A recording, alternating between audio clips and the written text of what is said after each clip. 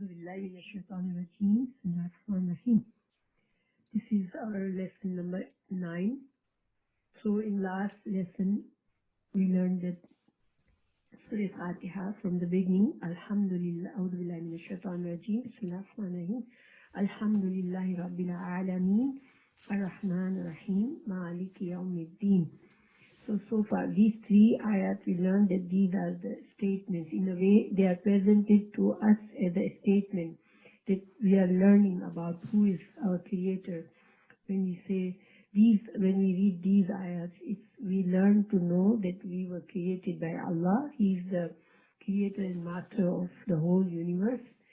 And also we learn that He is the owner of the Day of the Judgment. So that means that we have to be presented in front of Him one day to be judged and to get our destiny according to whatever we have earned in this world. And then also we learn that Allah does not expect perfection from human beings, because He knows He is a Creator. He knows that we will make many mistakes on our way. So He also has declared that He is Ar-Rahman Ar-Rahim, that He is going to forgive us many times during the path of our lives. Whenever we do something wrong and we realize that we did something wrong, and we will turn to Allah and we will ask sincere forgiveness, He will forgive us. And His mercy is that He's gonna keep us providing the whole of universe, whatever is needed to survive through the path of the life. And so we have this comfort in our heart that, okay, first of all, we have love of Allah, that He did create us, and He is the one who is providing us everything, and He is the one who is taking care of us in every path, every step of the way. And He is the one that we're gonna be presented one day after we finish our lives, and He is the one who forgives us many times, and it is His mercy that He provides us in this world all the things that we need. So then, after these three ayahs, we learned that the way is changed, the way these ayats are presented is changed. It's like now direct communication from Allah's slave to Allah. So the slave says, Iyyaka na'budu wa iyyaka nasta'in, because after learning about Allah, his heart he recognizes Allah, and he knows that he has to do something. So he declares his loyalty to Allah. He says, "Oh Allah, I worship you only, and I seek only your help." So this ayah is kind of a good deed from a human, from a slave to Allah, because he is making a commitment to Allah. He is declaring his good intention, he believes in Allah, and what he's planning to do, that he will be worshipping Allah only in this earth. So this is a good deed in a sense, because whenever we think about doing something good that would please Allah, it's counted as one good deed from us. So here at this point, we haven't done much, but all we have done is consciously understood who Allah is, and we had made a commitment to Him, to worship Him only and to ask His help only. So our good deed is recorded that now, because we declare and we make a commitment. But then the next ayah is like a awareness that Allah is now teaching us that, okay, now you have the awareness that you have to do something, you have to worship me. So then you will need to know how to worship me, and you will need to know how to ask my help, and you will need to know what are the hurdles in your way. So this is why you will need some kind of guidance. So then Allah teaches us a prayer. He says, Ihdinas siratal mustaqim. It means, O Allah, guide us to the straight path, straight way. Now, Hidayah, Ihdina, we are asking for Hidayah. Love Hidayah is the direct meaning is guidance. But it has different levels. Love Hidayah, when we ask Allah for the Hidayah, we are asking 3 levels of Hidayah. Number one, O Allah, lead us to the straight path. Make us recognize the straight path. What is your straight path that's gonna lead us to your pleasure? Then the second level is grant us the success in following this path, because knowing straight path is easy step. We read Quran, we learn the straight path. What is a straight path? A straight path to Allah, but to walk on it and to be steadfast on this is the hard task. So when we are asking Hidayah in Surah Fatiha from Allah, so we are also asking, oh Allah, grant us the success to follow this path and keep us steadfast on this way, and don't let us stray here and there. So then the third level is give us success on this till the end of our life, so we can leave this world by earning your pleasure, and when we meet you on the day of the judgment, we can earn your Jannah. You can be so pleased with us that you can grant us with your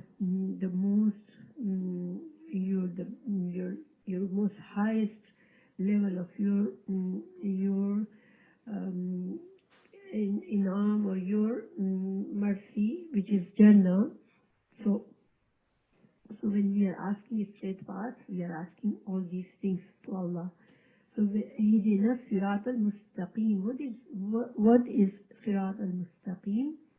Sirat al-Mustaqim is the way of life, the Islam, that Allah, religion of Islam, that Allah has sent with all the messengers from the day one. He has sent all the messengers with this knowledge of this straight path that will lead us to Allah's pleasure. So this cannot be known by just a common sense or just by our intellect or our intelligence, that okay, I have enough knowledge, I have acquired enough knowledge that I'm intelligent enough that I can know what is good and what is bad. No, we might have some common sense, but we need Allah's guidance. If we want to please Him really, then we have to know what would please Him, and this is only can be learned by the study of Quran and authentic Hadith, because Prophet Muhammad sallallahu alaihi wasallam came with the guidance. He was the one that he was supposed to lead us to the guidance. Allah gave the Quran, and Allah gave him this mission to explain the Quran by acting on it. So Prophet Muhammad sallallahu alaihi wasallam's authentic Hadith and Quran is the only source for us to know what is the right path. So now this is the supplication, this is the dua that Allah has taught us in Surah Fatiha. See, we can ask so many things to Allah, and we do, and Allah has and Prophet Muhammad sallallahu alaihi wasallam had showed many other duas to us in authentic Hadith. We ask for good health, we ask for like good provisions to live our lives, we ask for our offsprings, or like good children, or good spouse, or all the good things that we consider good in this life. We can ask Allah, and it's fine. It is okay to ask all the blessings that Allah has created in this world. This is why in Quran Allah says that if Allah told us in other dua, رَبَّنَا آتِنَا فِي الدُّنْيَا حَسَنَةً وَفِي الْآخِرَةِ حَسَنَةً وَقِنَا عَذَابَ النَّارِ.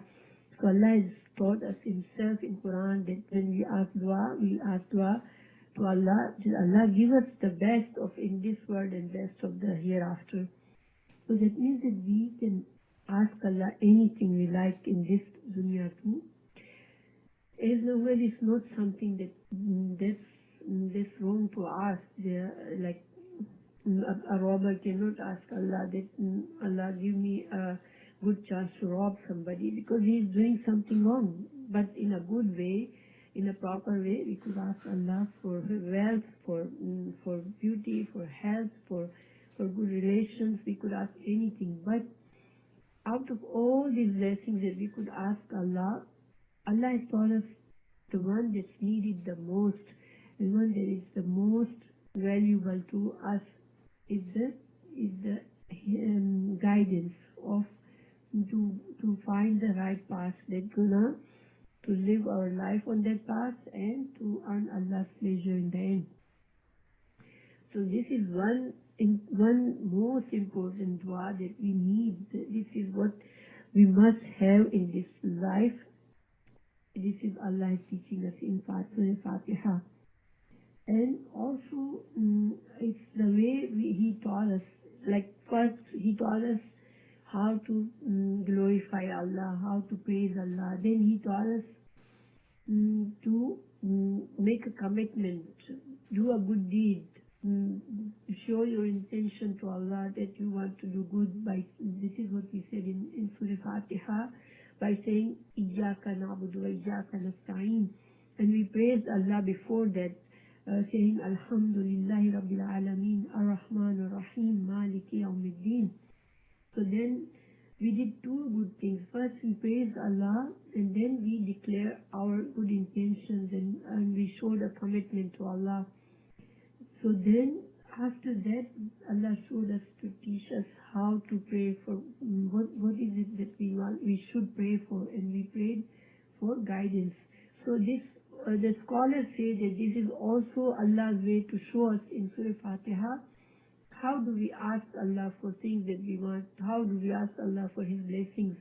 So anytime we want to pray to Allah, these are the manners of praying to Allah and to get our supplications be accepted. And always we praise Allah first, then we say, Allah, we are doing something good for you. So by the kind of reference, we are referencing for something good that we are doing to please Allah, and then we are asking Allah's something else from Allah, some blessings from Allah. Now there is one thought could come in our mind that does Allah need our praising? Like does He need that we constantly praise Him? Does it make any difference to Him? Does He gain anything out of our praises? In this dunya, when we praise people, it makes them happy. It boosts their ego. They feel happy about themselves, and then they get pleased with us. But pleasing Allah is not like that. When we praise Allah, we are not doing any favors to Allah.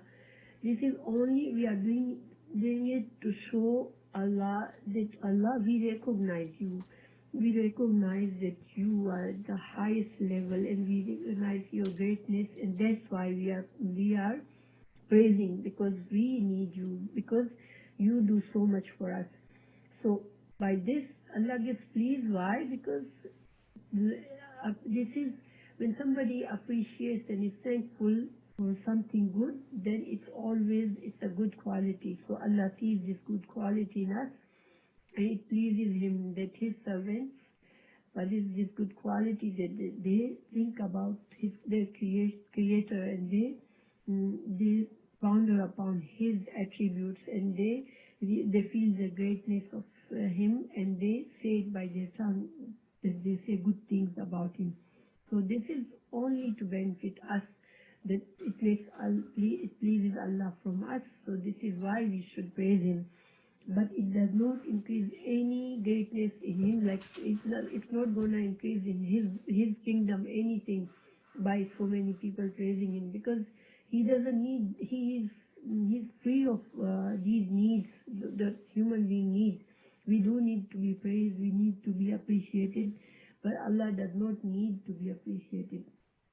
So we should never think that by we are doing anything for Allah by praising Him, but we are actually doing the favor to us. So now the next ayah, in next ayah 7, ayat 7 and 8, actually, no, it's only ayat 7 left now. In 7, we're gonna be, Allah is gonna explain further this Sirat al-Mustaqim, that this Sirat al-Mustaqim, how do we recognize this Sirat al-Mustaqim? So Allah has showed us that there are people in this world that they have before us, they followed this path, and they got succeeded, and we know by Quran and Sunnah about them. Those are the messengers, those are the truthful people, and those are the Salihin, and those are the Shuhada, those are the high level pious people that they walked on this path and they got Allah's pleasure and they got their good ending. So, and then there are some people in this world that they failed to do so. Allah gave them knowledge, but they did not follow that knowledge to do any benefit for them, and they did not earn Allah's pleasure. In fact, they got Allah's anger at the end, and they got to Jahannam. And the other kind of people, they just never got the true knowledge. What is this Sirat al-Mustaqim? And they got lost in their without knowledge, and they lost all their time in this world without earning Allah's pleasure. So inshallah, the ayat 7 we will talk about in the next lesson.